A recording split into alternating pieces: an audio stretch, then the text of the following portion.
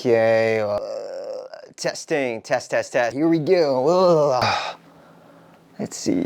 Well, it's been a while since I've posted anything Nerf related, so here we go. I do a lot of my content in front of this big old wall of blasters, so I'll just pick one of them, and we'll do a video about each one.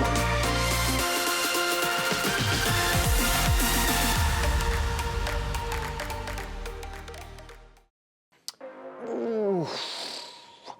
Here we go, the Nerf Hera. I believe this is the first rival blaster I've modded, and it was one of the easiest. So let's do a quick overview. This is the Nerf Hera, which was released back in 2017. It is a mag-fed semi-automatic blaster that took 6 C batteries, or you could buy a rechargeable battery pack. It's got some Nerf tactical rails along the top and a jam door built right into it right here. You'll find the safety switch here, along with a mag release. Overall, it's got a nice feel to it. It's compact, it's great at close quarters combat, and it's very easy to change out the mags. Stock, we are talking about 100 feet per second. Now on to the fun mod stuff I did to this blaster. Growing up with Nerf blasters, I always wanted more power. One of my earliest mods was taking out the air restrictor, which allowed more air to push out that dart. That pretty much involved me taking a power drill and just jamming it down into the piece that contained it. It was a crude mod, but you know, I felt like it worked. I didn't have anything to measure the speed of the dart, but you know, I could just feel it. Anyways, with motorized blasters, to add more power, it's all about shoving more power into the motors, so that way they spin faster and stronger.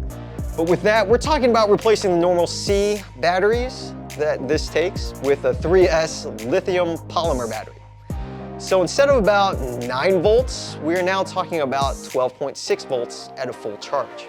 With more power comes more heat, so usually replacing the wires inside with a higher gauge is recommended. So that's exactly what I did here. I opened this baby up, I replaced all the wires with a higher gauge and took out the battery cage. That's all that is in the back in this stock area. A 3S battery and a sponge to keep it from bouncing all over the place when I'm running around. It's super light now. So it's been a long while since I did this modification, so I don't have any sound bites of what it actually sounded like with just C batteries, but listen to how it sounds now with the 3S lipo. It's obviously got way more power now, and it sounds, just the way that it sounds when you shoot is just crazy addicting.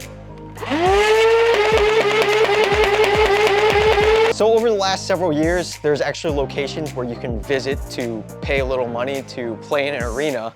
They usually actually prefer rival rounds from what I've noticed. And this, when going to places like that, is pretty much my go-to. It's just super fun to take out this mag and switch it out with a new one.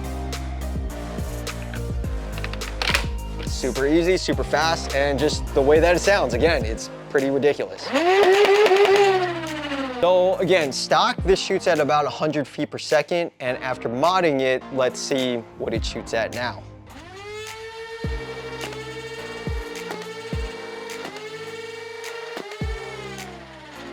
So if you're interested in modding one of these yourself, there are plenty of YouTube videos out there, and it looks like you can still get one of these on Amazon at the time of writing this. Out of Darts has a great tutorial, and they also provide a lot of information regarding battery safety because lipo batteries can be pretty dangerous if you don't know what you're doing. I'm not exactly sure what blaster I should cover next, but if you see anything up here, or maybe something that you don't, mention it, and maybe I've already got it somewhere, and I'll do a video on it. I'm going to try to keep these pretty short and sweet, I guess. Yeah.